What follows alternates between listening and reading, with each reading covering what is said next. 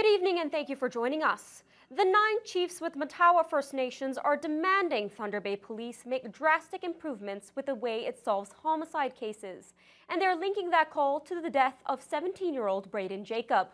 Jacob's body was found at Chapels Park on Sunday. City police have not said whether it's a homicide or not, as a post-mortem is scheduled for tomorrow. However, a news release issued by Matawa today specifically mentions Jacob and the earlier death of 15-year-old Jordan Wabas in its call for homicide cases to be solved. Wabas's body was found in the Cam River in 2011, and city police say they did not suspect foul play. A call for clarification from Matawa by TBT News was not returned. This all comes the day before a report is to be released looking into systemic racism within the Thunder Bay Police Service. The Matawa chiefs say they plan to meet tomorrow morning with City Police, NAPS Police, and Mayor Bill Morrow before the OIPRD report is released. Meantime, Thunder Bay's Bear Clan Patrol hosted a community meeting last night to discuss that controversial video of a city police officer striking a teenaged girl on a gurney. Attendees shared their own encounters with police, but were urged to speak from a place of love, not anger. Carmen Wong reports. That's enough! Do not spit on me! The video, which began circulating online on December 2nd, shows a police officer slapping a restrained 17-year-old girl after allegedly being spit on by the intoxicated teen. City police have said the officer is now on medical leave and the incident is under investigation. First Nation leaders are outraged and have called for an independent investigation, citing their long history of conflict with the police force. Bear Clan Patrol team leader Ivory Tuesday organized this public discussion. She says it's more important than ever to come together and acknowledge what is happening in the city. Tensions are really high, and there's a lot of mistrust, and we really need to be there for people, and love is the way forward, and support is the way forward. It's not further, violence or maybe denial of what's actually happening. Our cameras weren't allowed to record during the gathering, which began with a moment of silence for 17-year-old Braden Jacob, who was found dead at Chapels Park on Sunday. The Bear Clan Patrol then opened up the floor to conversations about injustice. In an open mic session, nearly a dozen people wept as they told their stories and frustrations with racism in the city and their grief for loved ones. Every story was met with a round of applause and hugs and thank yous from the audience. In an effort to make sure all community members felt comfortable sharing their stories, organizers asked members of the police force and elected government officials to not attend. Attendee Crystal Davies shared her own story and says the gathering is not about Indigenous versus non-Indigenous people, but the need to heal as a community.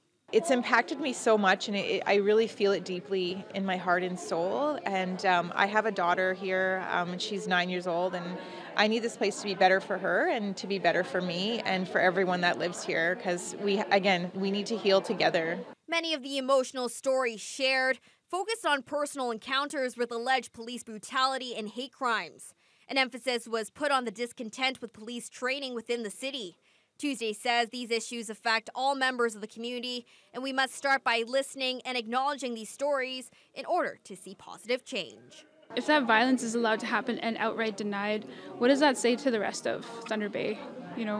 That basically leaves us wide open, like Indigenous people for hate crimes, police brutality. A similar event for healing will be held on Monday, January 18th. Carmen Wong, TBT News. It grew into the marquee event on Thunder Bay's summer sports calendar, but the Stahl Foundation Open Golf Tournament will not be played in 2019. That word coming in the form of a joint media release issued this morning by Stahl Open and Mackenzie Tour officials. The release calls the Stahl Open an annual highlight on the Mackenzie Tour schedule from 2014 to 2018 and touts the charitable contribution and economic impact on the region over the past 5 years. But there was no reason given for the discontinuation. The contract with the tour expired last year, and both sides initially expressed optimism that a new deal would be reached. When asked today what changed since summer, tournament chair Walter Flaza shed little light on the situation, saying only that the decision was made jointly by all stakeholders. He did add that he wouldn't discount the possibility of the tournament returning at some point. There's a lot of effort that goes into pulling together this event. I think it was a combination of perhaps some fatigue from the volunteers, perhaps some fatigue from the sponsors. We decided to take this hiatus and to recharge the batteries and see where it takes us into the future. The tournament raised more than $1 million for local charities over the course of its 5-year run. For more than a century, Dease Pool has provided families with a fun and free place to swim during summer months, but that won't be the case in 2019. Last night, Thunder Bay City Council voted to close the aging facility, which has been deteriorating for years. Ryan Benazzo has that story from Monday night's council meeting. Sounds of children playing at Dease Pool have been heard every summer since the facility was built back in 1911. But its busy heyday has long since come and gone, and the pool has fallen into disrepair. It's going to be facing imminent collapse. This facility, while I'm sure presented many fond memories to users in the past, is not consistent with today's aquatic venue standards. It'll cost more than $1 million just to repair the pool basin itself, and more than $2.8 million to redevelop the site to bring it up to current code. Still, some on council didn't want to give up on the century-old facility. I think that this has been a benchmark for that community. It's about neighborhood, and I don't support the closing of Dease Pool. I cannot support cuts in any shape or form to youth infrastructure in that neighborhood. $52,000 of Dease Pool's $82,000 annual operating budget will be used to support year-round programming at Dease and Minnesota parks through the nearby Evergreen, a United Neighborhood community organization. And while McKellar councillor Brian Hamilton, whose ward encompasses Dease Pool, has concerns, I would have to be convinced that programming is going to be able to match that level of physical activity, exertion. Even he was forced to admit that this is the end of the line for the facility. It's almost not even replaceable by today's 2019 standards. And when city staff couldn't confidently answer yes to Nebeng councillor Cody Fraser's fundamental question, is this pool safe for kids to swim in this summer? Andrew Folds was left as the only objector. Proponents of Dease Pool have already begun organizing a campaign to save it. Ryan Benazzo, TBT News. Last night, Council voted to accept an 18-month bridge contract with GFL Environmental, the company responsible for Thunder Bay's curbside recycling pickup. The approval comes despite the fact the contract's annual value has more than doubled since it was last negotiated 3 years ago, jumping from $1.2 million to nearly $2.6 million. The spike is due largely to the fact that China, the world's largest importer of recycled goods, has severely tightened its restrictions on product contamination. The current agreement with GFL expires at the end of the month, and while councillors did approve the new deal, some did so begrudgingly. Coming to us on December 10th for a contract beginning January 1st that has doubled in price limits our options. So if we don't approve tonight, basically doubling the price of a contract, you are faced with a situation on January 1 of either having to go back and renegotiate or not having a service provider. I find it a very uncomfortable position, quite frankly. The city will use the next 18 months to look at its long-term recycling options. One man is in hospital following a brutal assault that occurred on Thunder Bay's south side last night. Police were still holding the scene today as they continue to investigate the incident. The assault took place at a residence in the 300 block of Vickers Street North, at a home that was also the scene of a double stabbing just 18 months ago. Police arrived at the home around 8 o'clock in the evening, where firefighters were attending to a male victim. Paramedics then transported him to the regional hospital, where police say he's being treated for serious injuries. Police also say they're in the early stages of their investigation, and they have no update on a suspect or suspects in the case so far. These 64 new transitional beds at Hogarth Riverview Manor are having an impact on the capacity problems at Thunder Bay Regional. The hospital has been in gridlock or surge capacity for about 90% of the year so far, but that designation is close to being lifted for the first time since the end of August. Alana Pickrell has more. There were only 27 days this year where Thunder Bay Regional was not overfilled with patients. 32 transitional care beds were created back in January at Hogarth Riverview Manor to alleviate the problem.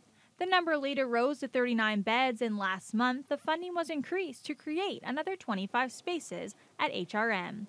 Hospital Vice President Dr. Peter Voris says the extra beds have done exactly what they were hoping they would, but they still aren't at their goal yet. As those beds increase out in the community for us, the number in the hospital decreases. So with the additional beds we've added in the community today, for example, we'll expect a peak admission of 398. If we compare that with a year ago, when we didn't have those additional beds in the community, we were in the mid-400s here within the building. So it's a significant improvement of capacity and our ability to function here within the acute care setting. At this point in December 2017, the hospital was dealing with 429 patients, about 40 more than the 389 the hospital is funded for. The first transitional beds at HRM initially relieved the pressure, but by last month, the patient numbers at the hospital had risen again. The latest increase in transitional beds has reduced the patient levels at the hospital to under 400 over the past few days. Northwest Lynn CEO Rhonda Crocker-Ellicott says they will do whatever they can moving forward to keep these extra beds available.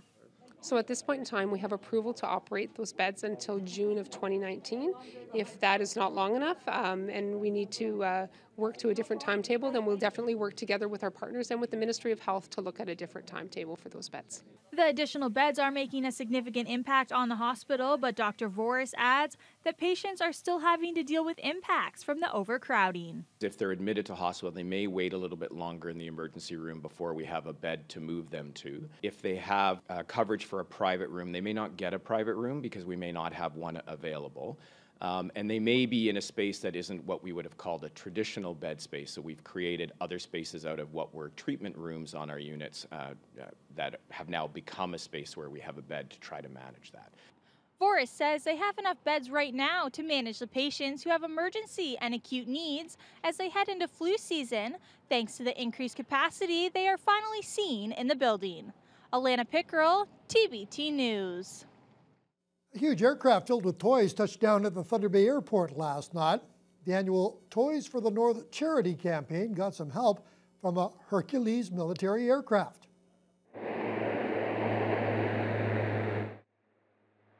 North Star Air and the Royal Canadian Mounted Police partnered up to fly in 4 large skids packed with donated toys and goods for communities in the far north.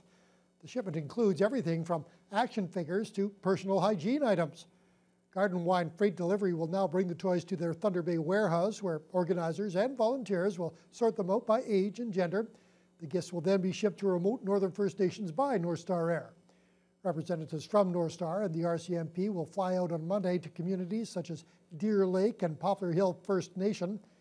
North Star spokesperson Karen Matson says she just hopes this will bring some Christmas joy to the children up north. The smiles that you get on the kids' faces when they do receive these is all worth it.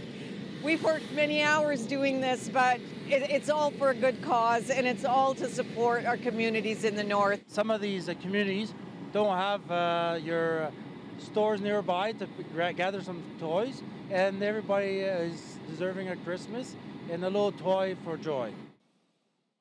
The organizers will also be joined by a special guest dressed in red to personally hand out the toys and to celebrate Christmas alongside community members. Grade 3 students from St. Francis School were joined by local seniors to sing at the school concert. The Interlink Choir, consisting of singers as young as 8 and as old as 90, sang together for the holiday tradition.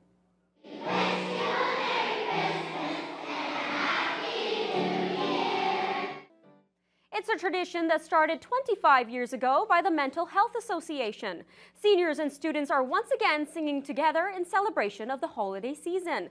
The choir sang Christmas classics such as Rudolph the Red-Nosed Reindeer and We Wish You a Merry Christmas. They've been practicing together every week since September. Third grade choir member Michaela Racco says it's been a lot of fun singing alongside the seniors. When we were singing a song, the over 12s were singing something different, and we were singing the real song. It was good, and we all like to sing with them because they're really good choir members. I have young grandchildren, but some of us don't have young grandchildren, so it's a chance for us to enjoy the youth again. Badeni adds she has been a part of the choir for the past 12 years and she will continue to bring the joy of music to the younger children.